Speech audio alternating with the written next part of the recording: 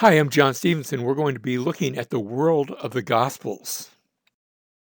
I'd like to begin by backing up and seeing the place where the three continents connect. You have, notice, Africa to the south. You have Asia to the east, Europe to the northwest, and right at the center point is the Middle East, where this is where is going to begin our story.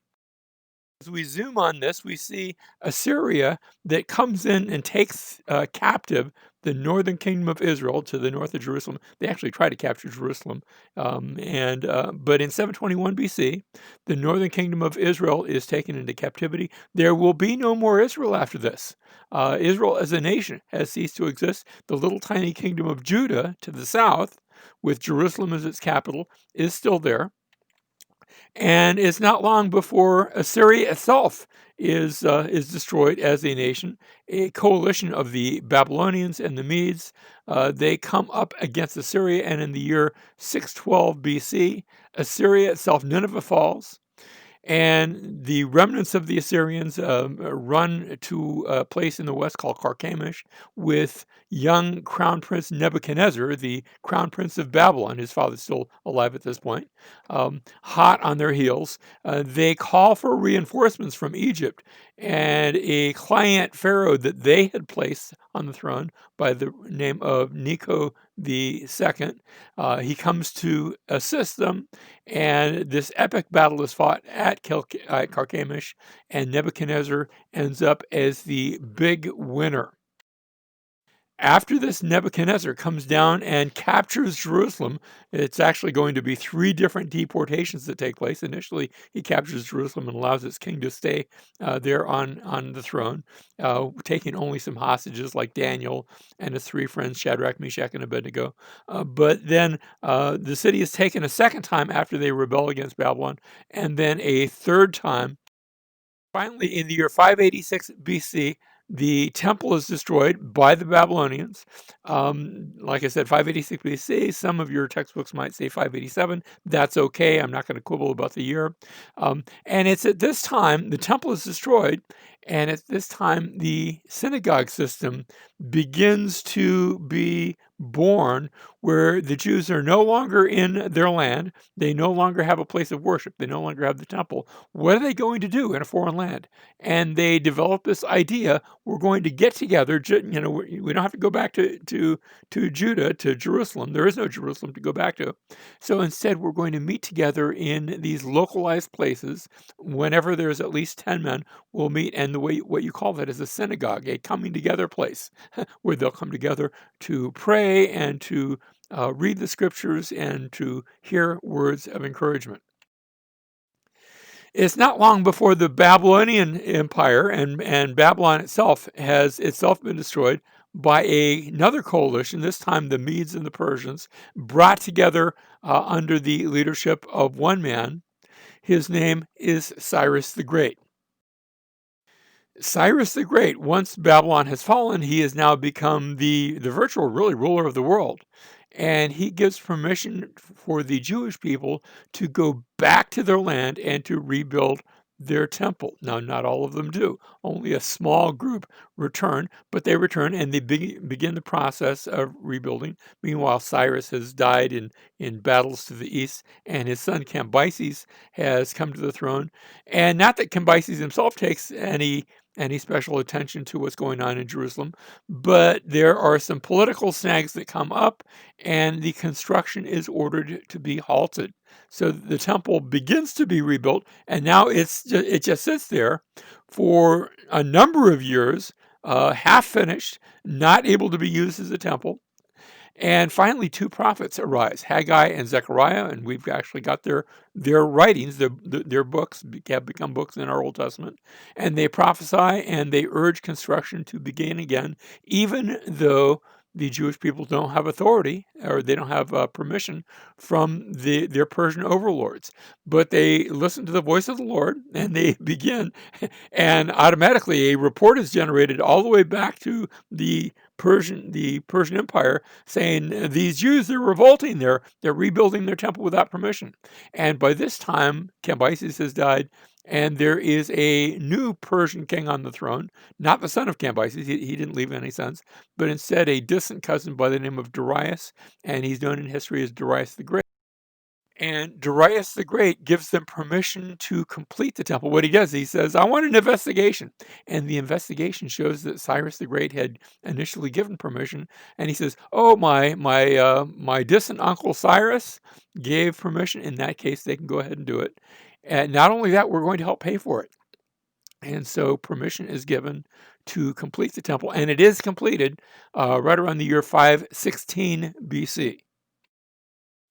Now, the Persian Empire is going to last from this point, from Cyrus all the way to the collapse of the Persian Empire, is going to be roughly about 200 years. And it stretches from India in the east all the way to, well, to the western side of Anatolia to the Aegean. And it will stretch down into Egypt. It will encompass Egypt as well. A great empire that lasts for 200 years. It's during this time that you have the Jewish people. Remember, they had been taken into Babylon, and others had been taken to the land of the Medes by the Assyrians. And they've got permission to come back, but most Jews do not. And so you have the Jewish people now dispersed throughout most of that empire. We actually have examples of colonies down in southern Egypt on the Nile River at a place called the Island of the Elephants, Elephantine Island. And we have letters from a Jewish commander of a Jewish garrison down there telling us, what he was doing. And there are Jewish people in Anatolia and all throughout the Persian Empire. It's during this time that we have the story of Esther, who becomes the queen of the Persian Empire, and the things that take place, a plot that's against the Jewish people, and how that plot is overcome. You also have the completion, and Esther's one of those later books that's being written, the completion of what we call the Tanakh. Now, Tanakh just it's an anagram, stands for the Torah and the Naviim and the Ketuvim. Those are Hebrew words. Torah just means the law. In other words, the first 5 books of Moses. The Naviim means the prophets, so the law and the prophets, and the Ketuvim, the law, the prophets, and the writings. And our Jewish friends today refer to that because that's a mouthful to say the law, the prophets, and the writings. They could, I suppose, call it the scriptures, but to be specific, since we also have scriptures, we include the New Testament in our Bible, they refer to it as the Tanakh. That is those books that we call the Old Testament. Now, in the late 300s, 333 BC, we have Alexander the Great coming on the scene. He is from Macedon to the north of Greece, and within a period of 10 years, he's going to he's going to cut through the entire Persian Empire, bring it to a close. He will make it his own empire, and he'll march all the way to the borders of India. The world of Alexander, he's going to only live about 10 years, but he will, in that time, bring about cultural interchange from east to west, where what had been a Persian empire is going to be strongly influenced now by Greek cultures. That doesn't mean it's going to be a Greek world necessarily, but it will be influenced by that Greek culture. There will be a scientific learning. Alexander himself brought a number of scientists. His tutor when he was young had been Aristotle himself, sort of the father of I don't know about modern science, but at least ancient science.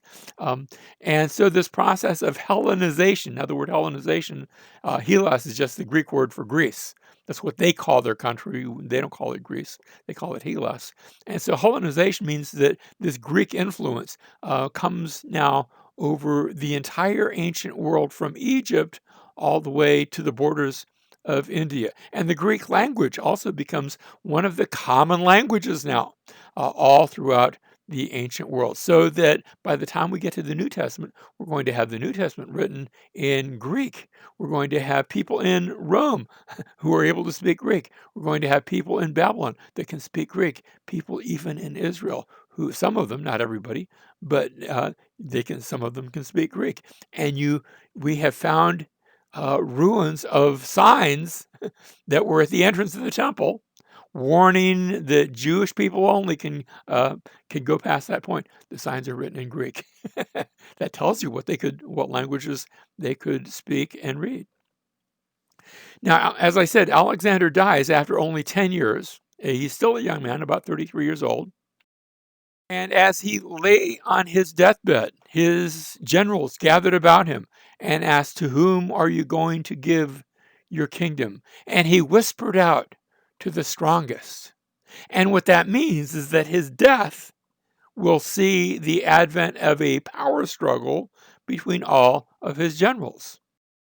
So that shortly you have Perdiccas, his sort of right-hand man, takes Mesopotamia, and Ptolemy takes Egypt, and Antigonus. Well, Perdiccas actually comes against Ptolemy. Ptolemy had grabbed the coffin of Alexander, and instead of letting it go to Macedonia, had brought it to Alexandria, Egypt.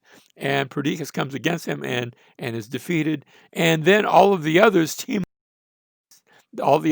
up against Antigonus, and they fight him in a battle, and he loses. Now, this doesn't happen in a single year. This is over a period of about 25 years. And now one of Ptolemy's generals by the name of Seleucus um, grabs for himself northern Mesopotamia, actually all of Mesopotamia, all the way to India, really, but centered there in Syria. In fact, he's going to build for himself a capital and name it for his father. His father's name was Antiochus. So we're going to see not one, but several different cities named Antioch. That's where it comes from. Now, we're not going to talk about Cassander and Lysimachus anymore. They are up there ruling Thrace and Macedonia, but they're not part of our story. Instead, Ptolemy and Seleucus will be the significant persons from our story. In the year 612 BC, Ptolemy manages to walk into Jerusalem with almost no fight. What he does, he knows the Jewish people won't fight him on the Sabbath day. So on the Sabbath, he comes into Jerusalem saying that he's come to worship. Really, he's come to take over. And he does. And he manages to capture Jerusalem. And now that becomes part of his kingdom, sort of a buffer state between himself and Seleucus. And the next about 150 years are going to be the Seleucids and the Ptolemies fighting against each other. Sometimes they make peace. At one point, they actually have a treaty that is bound in marriage, but it doesn't last. Ptolemy Philadelphus in Ptolemy II. The Ptolemies are all easy to remember their names because they're all named Ptolemy, the first, second, third, all the way down to the 12th and 13th. Ptolemy II builds what's considered to be one of the great wonders of the world, the Pharos Lighthouse, but he also builds a library at Alexandria that becomes known throughout history. It's going to last for many hundreds of years. And he says, "I want every book in the world in my library, including the Bible." That book of when I say Bible, the only part of the Bible that had been written at this point is the Hebrew Bible, the Hebrew Scriptures, what we call the Old Testament. But he can't read Hebrew, and he can't read Egyptian either, for that matter, because after all, he's a Greek general, and so he orders that it be translated into Greek. And the tradition has it that there were 70 translators, 70 Jewish scribes working on this translation. And because of that, the translation came to be known as the Septuagint. The word Septuagint just means the 70. And so now we have the Bible there in Egypt and in Greek, and it's beginning to be copied. As I said, it's not long before they're back to war with the Seleucids, and that's going to go back and forth. And at times the Seleucids are doing well, and at times the Ptolemies are doing well. But meanwhile, to the west, there are two other powers that are rising. The Seleucids have come down. They actually captured Jerusalem from the Ptolemies. As I said, to the west, one of the powers that's rising is Rome. And Rome is the up and coming power in the West, initially finding herself in conflict with the city of Carthage. These are Phoenician, this is a Phoenician settlement, and the Carthaginians are known for their ships and their navies, and they are the great naval power. But Rome defeats Carthage in a series of three. Instead of calling them Carthaginian wars, the Romans referred to them as the Puni. It stands for Phoenicians. It doesn't mean they were puny. It does mean they were small. But these were against the Phoenicians, and so we refer to the Punic Wars. And the Seleucids had teamed up with the Carthaginians, had made sort of a long-distance treaty, which put Rome against the Seleucids and on the side of the Ptolemies. I want you to see how everybody is sort of on each other's side. Now, Antiochus the Fourth comes to the throne. Antiochus had actually, his father, Antiochus the Third, had gotten into that fight with Rome, had lost the battle. And so Antiochus, in his younger years, had been a hostage in the city of Rome. It doesn't mean he was in chains. It means he was going to college there and probably had a roommate and things like that.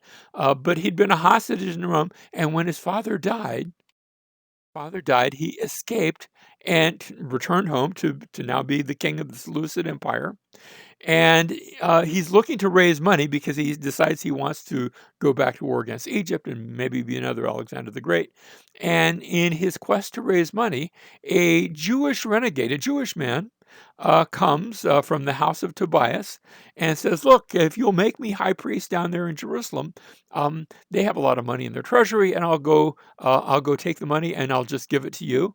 And of course, I'll be the one that does that. And now this fellow's not even from the he's not even a descendant of Aaron. He's a Jewish person, but he's not a priest of any sort, and he's just purchased for himself the high priesthood. And Antiochus goes along with it and has the high priest murdered.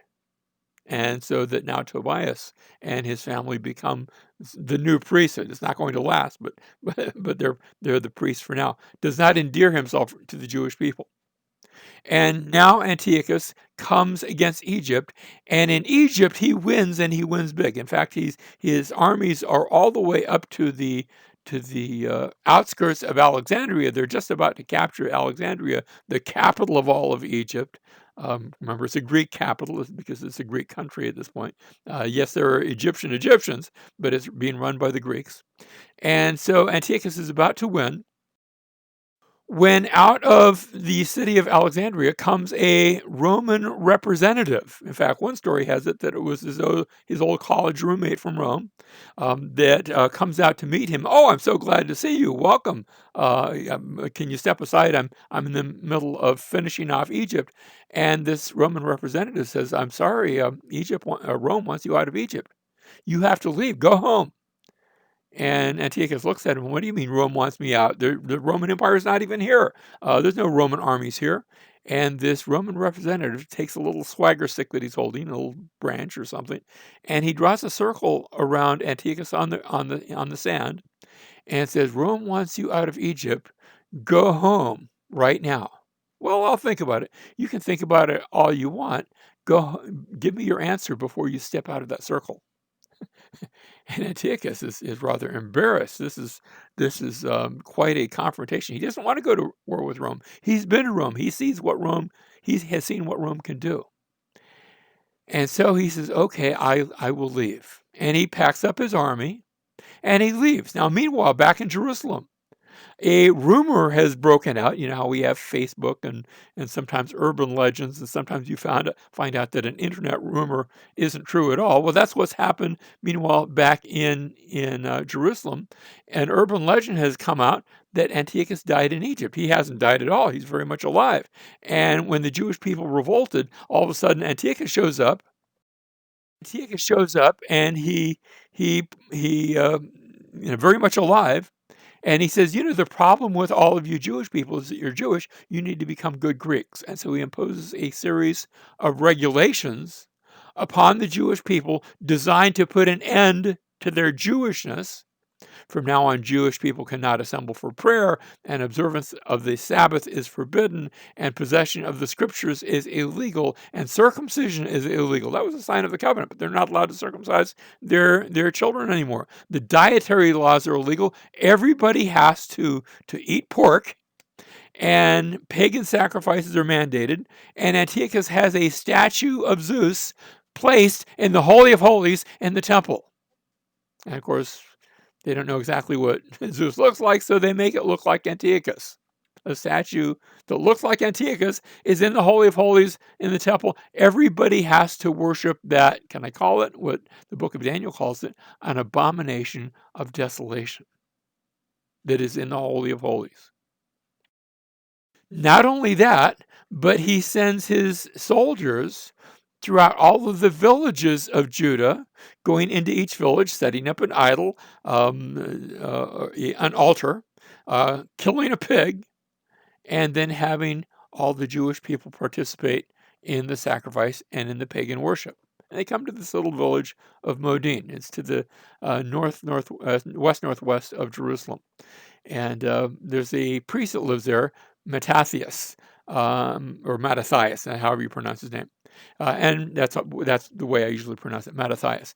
And Mattathias has 5 sons, and he says, we're not going to worship that pagan god. Well, you have to. We're not going to do it. And they try to make him, and he starts to struggle, and his sons jump into the struggle, and before you know it, they have killed the Seleucid guards that have come to set up this idol and this altar, and a rebellion has just broken out. And in this rebellion, of course, Mattathias, he's a bit too old for warfare, but he's got these 5 sons, and the leader isn't the oldest, but rather the middle son, Judas. In fact, Judas gets the nickname Judas the Maccabee. It means Judas the Hammer, because he really sort of puts it to the Seleucids. He goes to battle against them. Initially, the Seleucids think, well, all we have to do is wait until the Sabbath. We'll attack them on the Sabbath, and they won't be able to defend themselves. And that actually works until Judas says, it's okay for us to protect ourselves on the Sabbath. We're not going to institute battles, but if we're attacked, we'll protect ourselves. And so this idea, it's okay to save a life on the Sabbath, is something that now becomes ingrained in the Jewish people. Jesus is going to talk about that when we get to the New Testament. So Judas, he is the leader of the people, and after about 3.5 years of fighting, they managed to regain the temple. They cleanse the temple. They take out that pagan altar and that pagan idol, and they light up the lampstand. In fact, to this day, the Jewish people celebrate the cleansing of the temple and the relighting of the lampstand. They call it the Feast of Lights. You know it probably as Hanukkah, and it's celebrated around December each year. And so the Maccabees bring this about, and now the war's not over. They're continuing to fight. But over the next number of years, Judas actually dies in battle, and so his older brother Simon becomes the new leader. And finally, in the year 142 BC, Judah is recognized initially by Rome, but now by the Seleucids too. Because after all, if Rome already did it, then they're going to have to sort of go along with it. And Judah is recognized as a free and independent country, a free state, with its own leader. And Simon is now the new leader. We read in the first book of Maccabees, and actually first and second Maccabees both tell the story. It's the same story, just like Matthew, Mark, and Luke, John tell the same story of Jesus. First and second Maccabees tell the same story of the war for independence.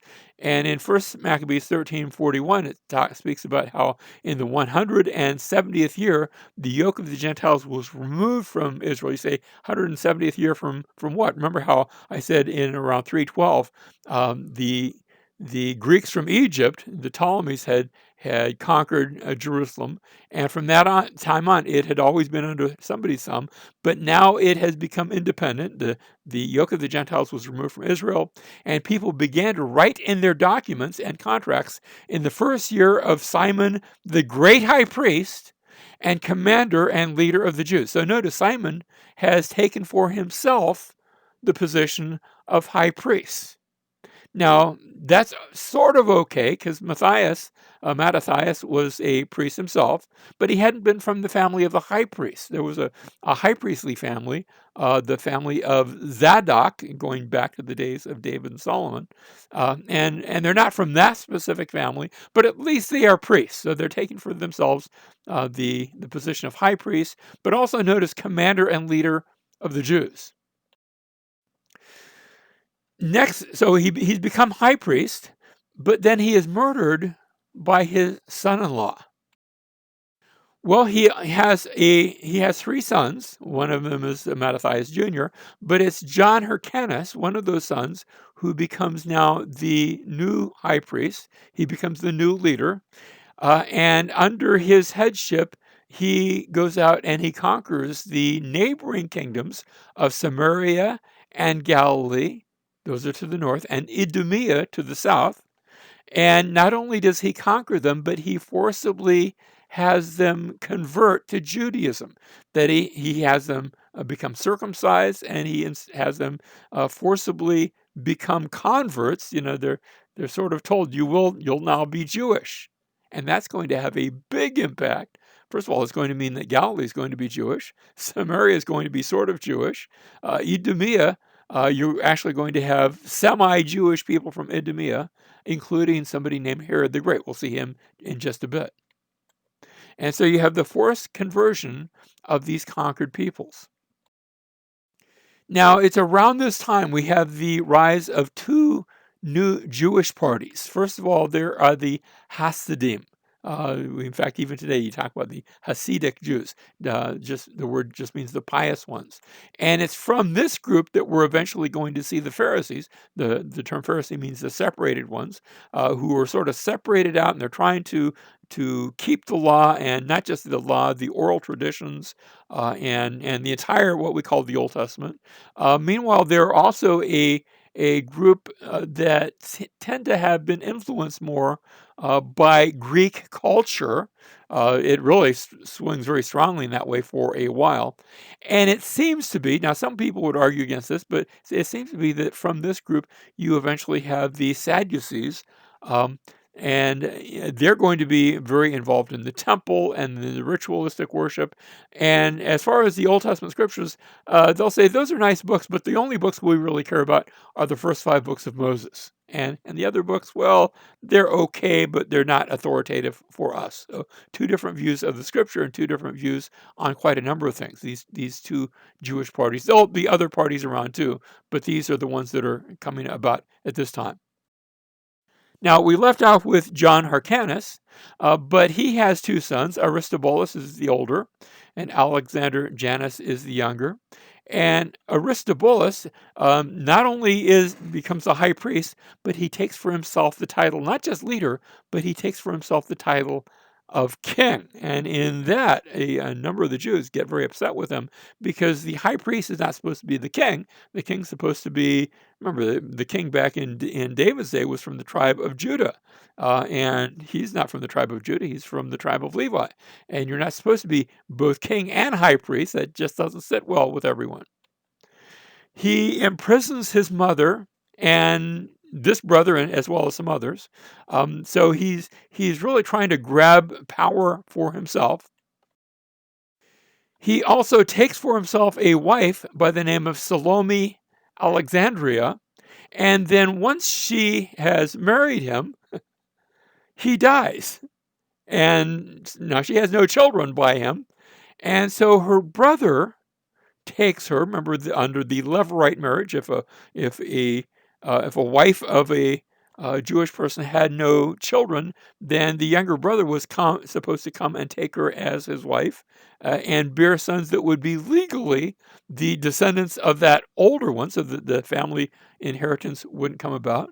So, sure enough, she marries his younger brother, and they're going to have 2 children, but then he dies while those 2 children are still fairly young, and so now she becomes the sole reigning queen, and she's queen ruling by herself. Both husbands have died, and she's ruling as the queen of, you could take it as a united Israel, as her 2 sons grow to maturity. Now, when she dies, there's a power struggle between these 2 sons, by Hyrcanus II and Aristobulus II, and they're going to be fighting for the throne. Meanwhile, what's happened back in Rome? We haven't mentioned Rome for a while. And a Roman general by the name of Pompey the Great had been commissioned by Rome to clear the seas of piracy. There were pirates, especially around Crete. In fact, Paul has this quip that he quotes from a Greek prophet, a Greek poet, that says, "Cretans are always liars, evil beasts, idle bellies," and it's a tip of the hat to the piracy that had come about in Crete. Well, Pompey is commissioned to clear the seas of piracy, and he's given a 5-year commission. He does it in about 3 or 4 months, and that means he's got lots more time left. And so he travels to Syria and conquers Syria, makes Syria a province of Rome. And while he is there, those two brothers that we talked about that are fighting for power in Jerusalem, they each send messengers to Pompey. Can you come down here and get rid of this brother of mine? And he says, okay. And he comes down and he captures Jerusalem, conquers Jerusalem, and he makes Israel, breaks it up into pieces, but makes it a series of Roman provinces. And so here are the territorial arrangements that Pompey brings about.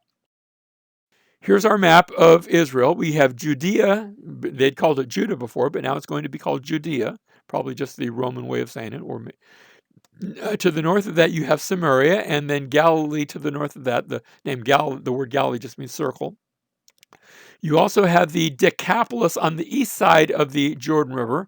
The word Decapolis means the 10 cities, and these are 10 Greek cities, where Pompey has the cities planted so that they can, some of them at least, can be colonies of his soldiers. His soldiers will have an inheritance there when they retire from being soldiers. They can come and settle there and get their retirement pay and their land, and they will be settled. And we're going to see a number of Roman cities now growing up, both in the Decapolis and even some in Galilee. We're going to see Roman cities springing up throughout that area. He makes as procurator, and I have to explain what a procurator is. A procurator, his job is to procure the tax collector, or I'm sorry, to procure the taxes. So the chief tax collector will be a man by the name of Antipater, and he's Idumean from to the south of Judea. Remember, they had been forcibly converted. And Antipater has his two sons put in charge. One is Herod. Young Herod is put in charge of Galilee, and his older son Faisal is put in charge of Judea. And all goes well until Antipater dies, and now there's another power struggle. Of course, this is all under Roman authority. Meanwhile, far to the east, you have the traditional enemies of Rome. They are the Parthians. They've given rise to what had formerly been the Persian Empire, but a tribe had come down and a tribe of horsemen from the north, known as the Parthians, and they've taken over most of the Persian Empire. And now they invade and they capture Faisal and kill him. And they try to capture Herod. Herod actually fights a battle just out of Jerusalem by Bethlehem, a famous battle where he's not fighting to win, he's just fighting to escape. And he does escape, and he makes his way all the way back to Rome, and he goes before Rome. And like I said, Faisal is killed, Herod escapes. He travels to Rome, and there he is sponsored by the Romans, and they declare him to be now the king of the Jews, and they give him a legion. It's on loan to him; he doesn't get to keep it, and he goes back to Israel. Drives out the Parthians. They didn't stay around anyway. They just grabbed what they could go and left.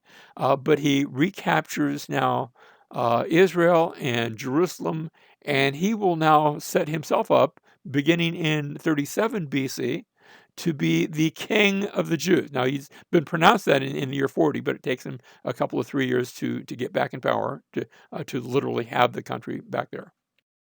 Herod now will rule from 40 to 4 BC, although technically he's just there beginning in 37. He's described by Josephus as one of great barbarity toward all men equally, and a slave to his passions. I think we can see that taking place. He's going to do a work at the temple. The temple had been rebuilt back in the days of the Persians. Zerubbabel had rebuilt the temple. But then the Seleucids had added on a fortress to the south, and they'd made certain additions. The Hasmoneans had expanded it somewhat.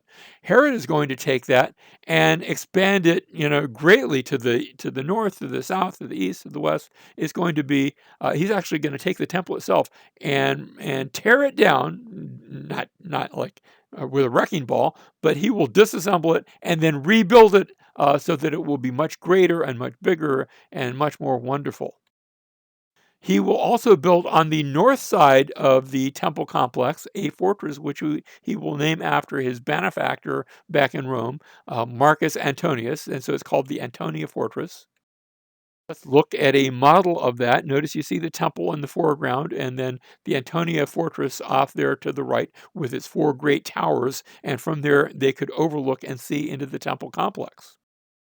Another picture shows what that looked like from afar. This great temple complex, remember the building in the center, that's the actual temple, but then you had outer courts and further outer courts, the court of the women and then the court of the Gentiles, and with colonnades and walls all around it. A wonderful temple complex, the most grand that anyone had ever seen. Not content with that, he builds a series of fortifications, palaces and fortresses. This is the one at Masada that you were seeing. The word Masada just means fortress, and there had been a fortress there, but Herod adds to that, and there are synagogues up located on it, and baths and palaces. He also has built a harbor. Israel had no natural harbors, so he builds an artificial harbor at Caesarea. There was no natural water there. There were no springs, so he had the water piped in by aqueducts coming 9, 10, 12 miles from the mountains all the way down to his city. You can sort of, I took a picture with somebody standing under it just so you can see a sort of just how big that aqueduct is. It really is huge. The problem is that Herod began to have some, he had some domestic troubles, some family troubles. He married a number of different wives, some of them at the same time, and he had begun to uncover plots against his life, aimed at having one or another of his sons to replace him on the throne. And so he had taken two, three, actually four different sons. Three of them he had put to death. A fourth was under arrest with orders to be killed, which caused the Roman Emperor Octavius Augustus to quip that it's better to be Herod's hus. Excuse me for the Greek there. It's better to be Herod's hus than to be Herod's huios. A hus is a pig. It's better to be Herod's pig than to be Herod's son. Huios is a son, because Herod kept those dietary laws that the Jewish kept. He would not eat pig, but he was more than ready to kill, not literally to eat, but to kill and gobble up his own sons. We have found what we believe to be the sarcophagus of Herod. It was found I think it was in 2007. I had been there in Israel, and just a few weeks after I left, one of my students was there as they found it and took a bunch of pictures. I don't think he took this one, but he actually sent me pictures as they were finding bits and pieces of it and trying to reassemble it. And so when Herod the Great died, and he died in 4 BC, he had orders. Had left orders that all of the sons of the nobility, all the nobles and wealthy families, their sons were to be gathered into the hippodrome, the chariot racing stadium there in Caesarea, with orders that they were all to be killed when he died, so that there would be public mourning instead of public rejoicing at his death. Now, the order was not carried out. One of his sons that was ordered to be killed also survived that, and he did leave a few sons alive. But when we read about Herod in the Gospel of Matthew, this is the same Herod who had murdered his own sons. And now he hears of these magi, men from the east. Remember who was from the east? The Parthians. And men from the east who have come to worship the one that was born, the King of the Jews. And Herod wants to put a stop to that. And the Gospel of Matthew is going to talk about how Herod, his plans go by the wayside, because there are bigger plans that God has for his own Messiah.